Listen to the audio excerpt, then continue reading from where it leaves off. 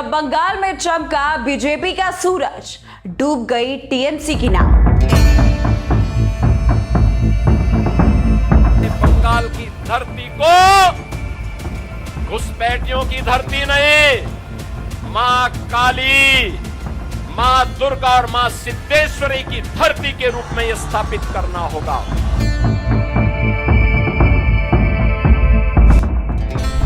क्या ममता बनर्जी की राजनीति पर लगा फुल स्टॉप? পাবে না বাবা, যতই চেষ্টা করো। আগের বার এসে বলেছিল इसबार 200 पार হয়ে গেছে পগার পার। नमस्कार, मेरा नाम गरिमा है और राजनीति में कुछ चुनाव सिर्फ सरकार नहीं बदलते बल्कि इतिहास की दिशा बदल देते हैं। पश्चिम बंगाल का ये काल्पनिक राजनीतिक परिदृश्य भी कुछ ऐसा ही है। जिस बंगाल में कभी ममता बनर्जी को अजय माना जाता था, जहां दीदी का नाम ही चुनावी जीत की गारंटी समझा जाता था, वहां अगर सत्ता की कुर्सी अचानक बीजेपी के हाथों में चली जाए तो यह केवल एक राजनीतिक हार नहीं बल्कि एक पूरे राजनीतिक मॉडल की असफलता का प्रतीक माना जाएगा। कभी वामपंथियों के 34 साल के किले को ध्वस्त कर सत्ता में आई ममता बनर्जी ने खुद को बंगाल की सबसे ताकतवर नेता के रूप में स्थापित किया था। लेकिन दोस्तों, राजनीति का इतिहास गवाह है कि जब कोई नेता जनता की नब्ज पढ़ना छोड़ देता है और अपनी लोकप्रियता को स्थायी मान लेता है, तब जनता उसे सबसे बड़ा झटका दे देती है। कल्पना कीजिए, कोलकाता के नबना भवन में अब तृणमूल कांग्रेस का नहीं, बीजेपी का झंडा लहरा रहा है।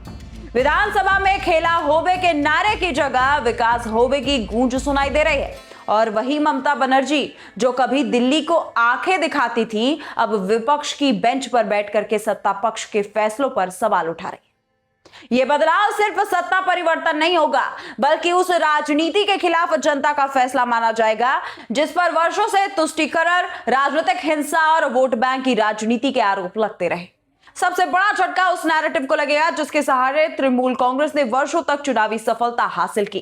बीजेपी लगातार आरोप लगाती रही कि बंगाल की सीमाएं अवैध घुसपैठ के लिए खुली छोड़ी दी है। सीमा से लगे जिलों में जनसंख्या संतुलन तेजी से बदल दिया गया। रोहिंग्या और अवैध बांग्लादेशी घुसपैठ का मुद्दा चुनावी सभाओं से लेकर के संसद तक गूंज रहा था। समय आ गया है, ये हालात बदले, बंगाल के युवाओं को बंगाल में काम मिले, এই স্বপ্ন আপনার আর এই স্বপ্ন পূরণ করা মোদির গ্যারান্টি। अगर दोस्तों बीजेपी सत्ता में आते ही 23 जिलों में डिटेंशन सेंटर बनाने, सीमा सुरक्षा बढ़ाने और डिटेक्ट, डिलीट और डिपोर्ट जैसी नीति लागू करने की दिशा में कदम उठाती तो ये उसका सबसे बड़ा राजनीतिक संदेश होता। जो कहा था वो करके दिखाया। यहीं से ममता बनर्जी पर सबसे बड़ा राजनीतिक कटाक्ष शुरू होता है।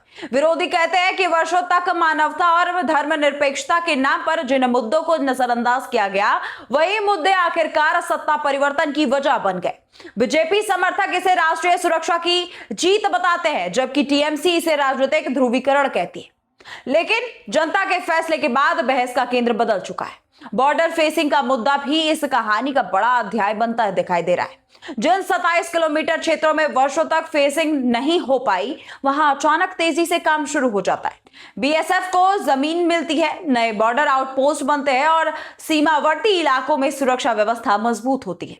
बांग्लादेश भी ये सब चुपचाप नहीं देखता क्योंकि बंगाल की राजनीति और बांग्लादेश के साथ भारत के संबंधों का रिश्ता सिर्फ भूगोल का नहीं बल्कि सुरक्षा, व्यापार और कूटनीति का भी है। यदि नई सरकार सीमा सुरक्षा को सर्वोच्च प्राथमिकता देती तो ढाका को यह भी संदेश साफ साफ समझ में आ जाता कि अब पुराना दौर खत्म हो चुका है। दिलचस्प बात यह होता कि भारत का कूटनीतिक रवैया भी पहले से ज्यादा स्पष्ट नजर आता। संदेश साफ होता, दोस्ती चाहिए, व्यापार चाहिए, विकास चाहिए, लेकिन भारत की सुरक्षा से कोई समझौता नहीं होगा। यही वो बिंदु है जहां ममता बनर्जी की राजनीति पर सबसे तीखा सवाल उठता है। आलोचक पूछते हैं कि आखिर इतने वर्षों तक सीमावर्ती जिलों की चिताओं को प्राथमिकता क्यों नहीं मिली? क्यों हर बार विपक्ष द्वारा उठाए गए मुद्दे को सिर्फ राजनीतिक बयानबाजी कह करके ही खारिज कर दिया गया? और सबसे बड़ा सवाल कि क्या वोट बैंक की राजनीति ने वास्तविक समस्याओं को पीछे धकेल दिया? राजनीति में हार सिर्फ सीटों की नहीं होती, नैरेटिव की भी होती है। अगर कभी ऐसा जनादेश आता तो सबसे बड़ा हार तृणमूल कांग्रेस की सीटों की नहीं बल्कि उसके उस नैरेटिव का होता जिसने वर्षों तक बंगाल की राजनीति को नियंत्रित किया। दिल्ली की राजनीति में भी इसका असर साफ दिखता है। जो ममता बनर्जी कभी विपक्षी एकता की धुरी बनने का सपना देख रही थी, वही अचानक विपक्षी राजनीति के लिए चेतावनी का उदाहरण बन जाती। विपक्षी दलों के भीतर सवाल उठते कि यदि बंगाल जैसा मजबूत गढ़ नहीं बच पाया तो राष्ट्रीय स्तर पर बीजेपी को चुनौती कैसे दी जाएगी। राजनीतिक विश्लेषक कहते हैं दोस्तों कि यह हार ममता बनर्जी की नहीं बल्कि अति आत्मविश्वास की हार है। लोकतंत्र में जनता सब देखती है, वो नेताओं के भाषण भी सुनती है और उनके फैसले पर तालियां भी बजाती है। वो नारों से प्रभावित जरूर होती है लेकिन अंत में वोट उसी को देती है जो उसे भविष्य का भरोसा देता है। और अगर कभी बंगाल में ऐसा राजनीतिक भूचाल आता तो इतिहास इसे सिर्फ सरकार बदलने की घटना के रूप में नहीं लिखती। इतिहास लिखता कि एक दौर था जब दीदी बंगाल की राजनीति की सबसे बड़ी ताकत थी। फिर एक दौर आया जब जनता ने कहा कि अब खेला नहीं फैसला होगा और उस फैसले ने बंगाल की राजनीति की पूरी पटकथा बदल डाली। क्योंकि लोकतंत्र में कोई भी नेता स्थायी नहीं होता लेकिन जनता का फैसला हमेशा अंतिम होता है। आप इस पे क्या राय रखते हैं कमेंट सेक्शन में लिखना मत भूलिएगा क्योंकि आपकी राय ही हमें मजबूती देती है।